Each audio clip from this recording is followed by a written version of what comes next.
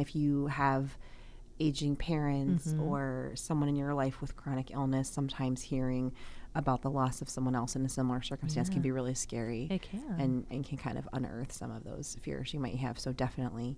Right.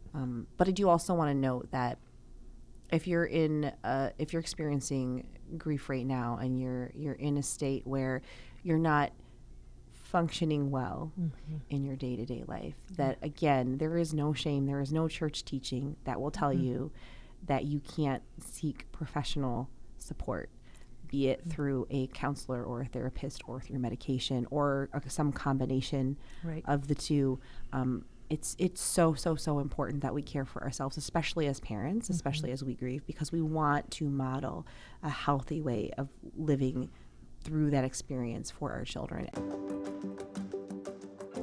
Welcome to Beyond Sunday, a podcast for parents like us striving to weave that Lenten Sunday experience into the everyday moments of our week. I'm your co-host, Nicole Joyce. And I'm your other co-host, Rakhi McCormick. You know what? Pull up a chair, come close, even though you can't be here at the table, and join us as we talk, laugh, and cry about our experiences raising Catholic families and discovering God in our everyday lives. True confessions, Nicole. Are you a crier? I am not a crier. Yeah, I mean, it takes a lot to make me cry. Okay. Yeah. I would say I'm probably not a public crier. Like I will choke back those tears to the best of my ability. And I will say also, interesting note, like after my dad died, between the time when my dad died and the time when my oldest was born, my mom made an interesting note when she came to visit when my oldest was born that she had never seen me cry since that moment when he died to when my child was born. And how long of a time span? You want me to do math now? I mean, I need a little bit of math. Okay, so it would be 2010 minus 1997. So whatever that is. That is a long time. It was a long time. And that doesn't mean I didn't cry, but it was very private. Yes. So there was no public demonstration of weeping. Are you a crier in other circumstances, like a sad movie, I get choked up, but I don't normally find myself crying. Neither am I. It takes a lot for me to cry unless I'm feeling extremely hormonal. Like while pregnant, I was definitely a crier. Yes. I think I cried watching Cars, the Pixar film. Very sad. When I was Lightning pregnant McQueen. with one of my kids. And Toy Story and stuff too got me when I was pregnant. But yeah, generally if I cry, it's like a very emotional experience, such as suffering a loss, or sometimes it's like something our pastor will say in a homily. He's a crier, so sometimes he might kind of choke up for a minute, and then that'll get me going because, and it's not like that I'm sad or anything. It's just that I really feel that emotion the empathy. too. Yes. Yeah, the empathy. I could see that. You know what? I think for me, the personal grief and loss, it gets buried because life demands it.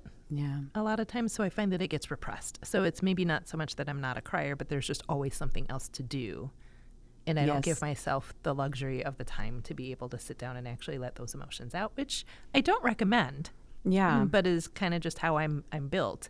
And then it all comes out in the hormonal moments, like the last 4 months of everything I hold in that time. And my husband is like, I don't know what he to wasn't do with prepared this. for that know, right? deluge of And feelings. then that one time. Also, I feel like my oldest now makes up for that with the emotion. So kind of need to keep things a little bit level in the house for his sake. Oh, yes. Yes. Yeah. Yeah. I believe you. I see. So if you haven't guessed today, friends, we are talking about this experience of grief and loss, because our gospel that you're going to hear this coming Sunday is about Lazarus and that one so touching and so important line that Jesus wept. Right. And, we know this is a sensitive topic for a lot of you, so we want to let you know ahead of time that that's what we're going to be talking about. Yeah.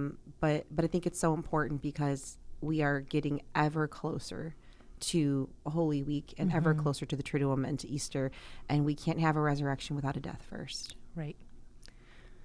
And I mean, if we just take a look at what's going on in the world, there is just so much trauma and grief and loss, and don't do what Rakhi does.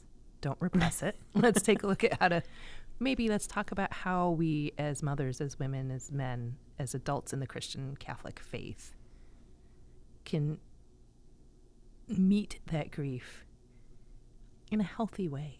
Yeah. And, I just yesterday was in the sacristy after Mass taking care of some stuff at church, and the pastor and I were talking about what a strange week it had been, the week leading up to, and how, the church had seen, my parish had seen some people come in requesting a funeral for someone who had passed away during COVID. Yeah. And it, and he was like, wow, this is definitely like the farthest out, obviously, so far. And I said, I've received some calls recently too from people wanting to come to like our Lenten small group for parents who've lost a child, for example. And I just got a call yesterday from a woman whose daughter was 50 when she passed away, and she passed away in 2019. And she said, I just realized that I have never really come to terms with my loss. And so we were just talking yesterday in the sacristy about how this experience of the pandemic has, number one, led to a lot of us burying grief or just not allowing ourselves to feel it, because we were really in like kind of a weird we were in survival space. mode. Yeah, and we kept waiting for it to just be over. And then also people who had already buried grief from even before the pandemic. Yeah.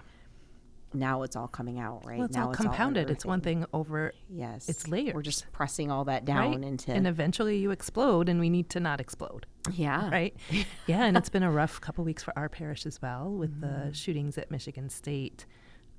We buried one of the children from our parish, and our staff was talking after the fact, and you go into survival mode, you go into business mode, and you go into we have to empathize and be there and support. But we're still surrounded by the grief and the loss, and that rears itself in strange ways if we don't bring it out into the light. Yes.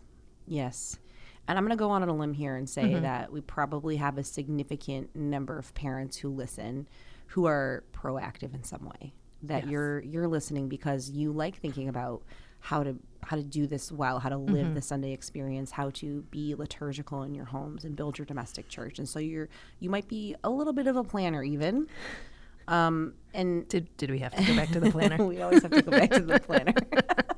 and how much that impacts our default position when we are in a moment of crisis or in a moment of grief, because we always are going to default to the thing we know. So if we're planning kind of people, if we're, those type A type of personalities, that's what we're going to fall back on, is the busyness. And so I think it's important that we talk about how, number one, how Mary and Martha experienced this loss, and also to acknowledge that Jesus did take time to grieve, that he did weep. He did.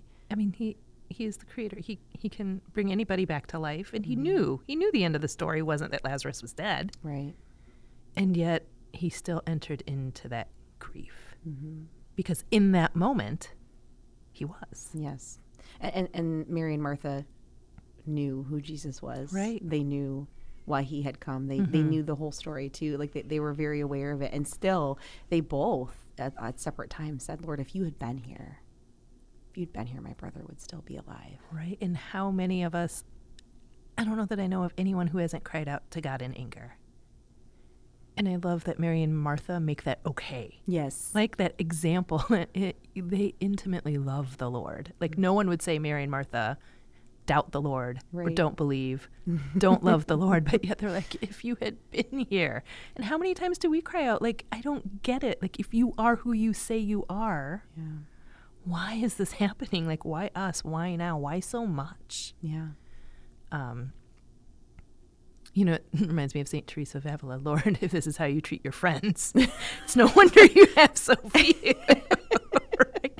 Like, I think we've all kind of been in those moments. And it's beautiful that we have the freedom.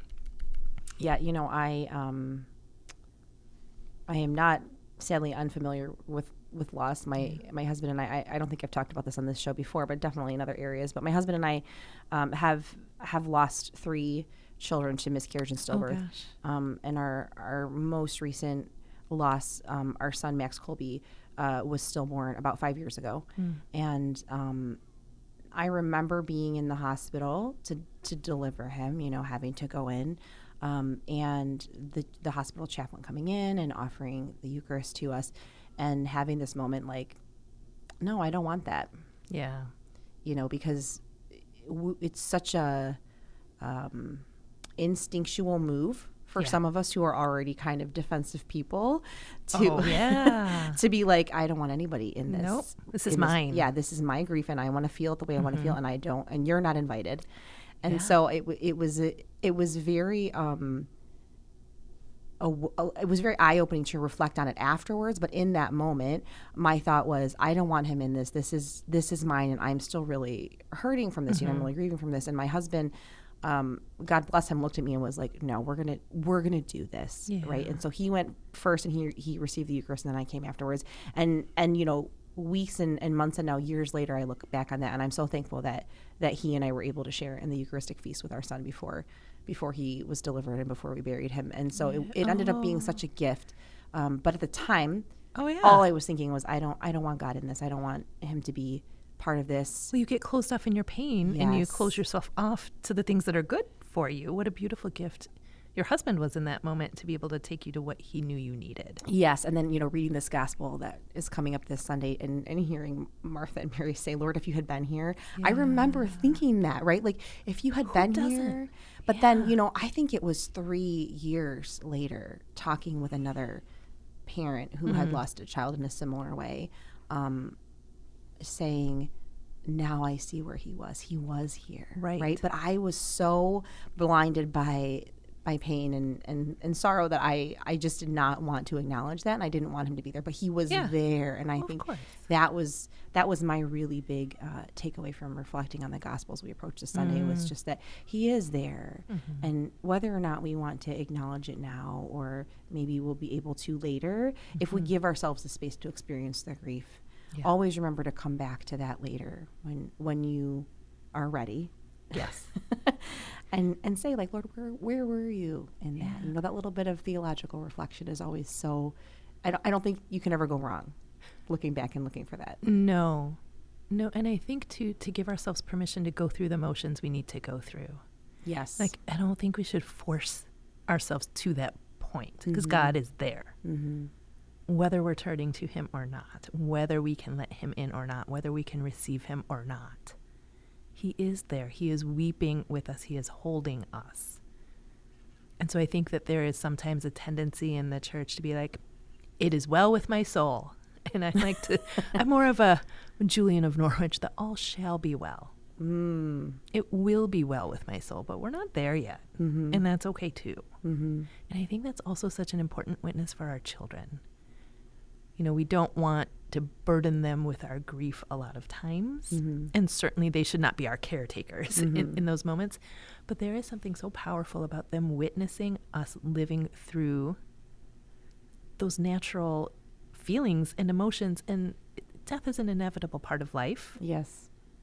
And we have to model for them whether it's their pet fish. That it's okay to be sad. That it's okay to have feelings. And that's normal to be sad. Yeah. That grief is an outpouring of love. You don't grieve the things you didn't love. And so this is just an expression of love for somebody you don't get to see in a physical sense right now. Yeah. And we definitely don't want to be modeling the opposite of that, right? Which is like complete repression and no, it's so unhealthy. Avoidance and it rears its head in ugly ways later. Yes. Right?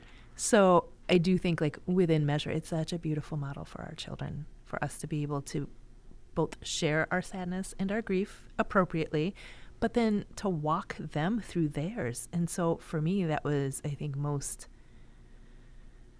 I think that became most clear as I was reflecting back, because that is where we discover where God was. Sometimes we don't see that in the moment.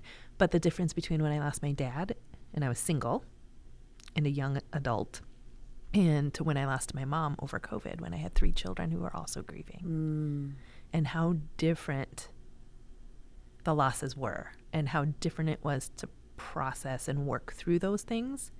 And to be honest, how much better I dealt with the second loss, not because loss was familiar to me, although yes, I'd been through the motions, but because I was responsible to someone else.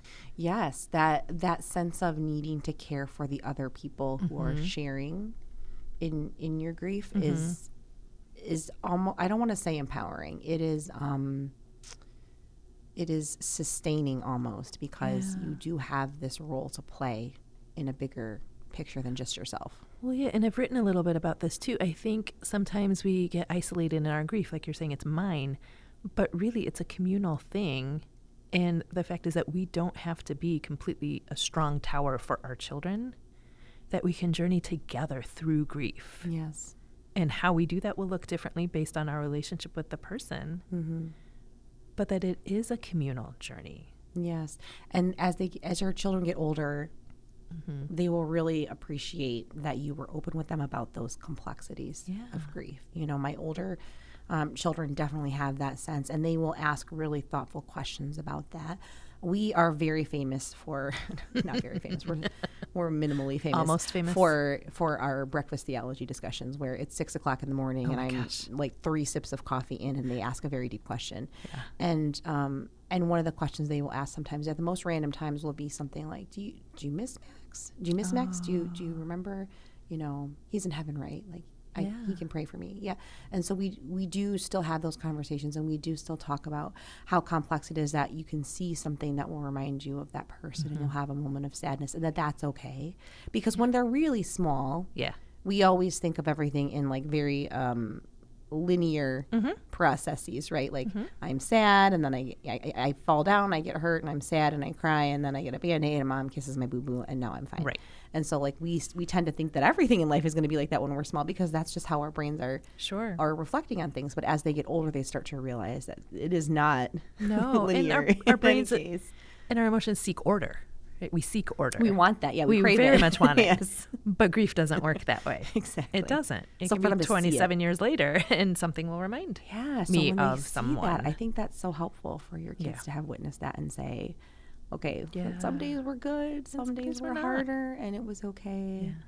Yeah. And I know my mom still loves me, and she still has her faith, and she still, Well, and what a beautiful thing, like my oldest sometimes isn't super interested in coming to Mass, but like being able to share with her, like, do you know that at the Mass is the time when the whole mystical body of the church is one, like all present. So yes, we miss Theta, that's what they called my mom.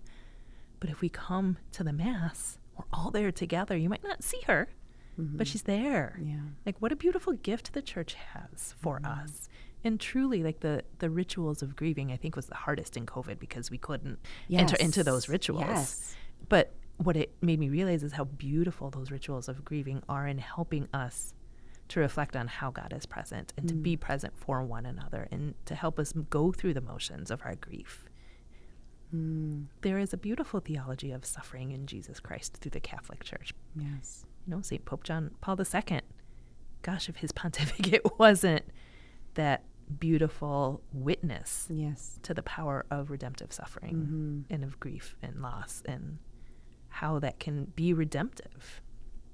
So, and Jesus is such a good model for us. You know, he did grieve. He wept. Yeah. Right. He went and he was with his friends, and he was there to comfort and to mourn with them.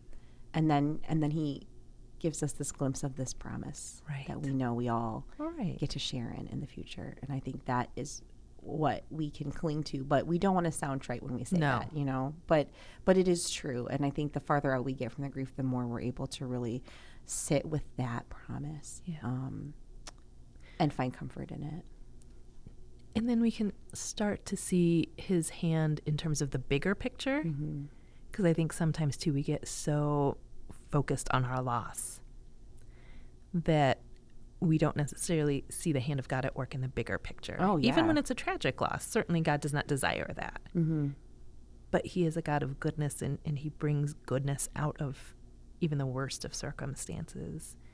And I think when we surround ourselves with a community that uplifts us, that keeps us grounded in that promise, that as we begin to heal a little by little by little, we can begin to see how God is bringing goodness out of those things, or how, like in the case of my dad, maybe like a year later, I could see how his loss was actually an act of mercy toward him, while it was devastating for my mom and I. Yes. And so it calls us into that selfless love of the other. And there's such a need for that, especially now, because the number of people who've lost a loved one to COVID is just, it's astounding. Right. And we've all been touched by a loss of some kind or another, especially in these last few years. But the instinct to go into isolation and the instinct to push everybody out is something that we really, it's okay to have that, but I think our goal should always be to seek out some community. And if you're listening and you've experienced loss yourself and you still haven't reached out, don't be afraid to reach out. And if you have experienced loss and you're kind of like on the other side of it, so to speak, I would encourage you to consider how you can be a minister of accompaniment to someone who is in a moment of grief right now. And I can't express enough how healing it is to be on the other side of your own loss and then to walk with someone else who has experienced something similar. It's just such a gift to be able to reflect back on where Jesus was in your own experience and to be able to help them find it in theirs. Well, right. And what a gift it is to them when they can't see Jesus, that you are his presence. Yes. Right. Because we're called to be his presence to one another. Exactly. And also on the other side of loss, to be that gift where you can just sit with that person. You don't have to make it okay. And I think that is one of the biggest gifts that many of our friends were to us, is that they were just there. Oh yeah, those small gestures, right? Like, here's some muffins, here's a meal, we're praying for you. We prayed for you at Mass. We prayed a rosary. Those small gestures mean so much. Right. Or even, I'll come just sit with you. If you need to sob. I'll bring tissues. I'll put away your laundry. Well, actually, whatever. Maybe don't do that. I don't, but to acknowledge that I don't have all the answers. Right. But I have me, and I'm here, and I'm with you. Like our presence, just our presence alone. Yes. Or even to cry with them. To cry with them, to be vulnerable with them.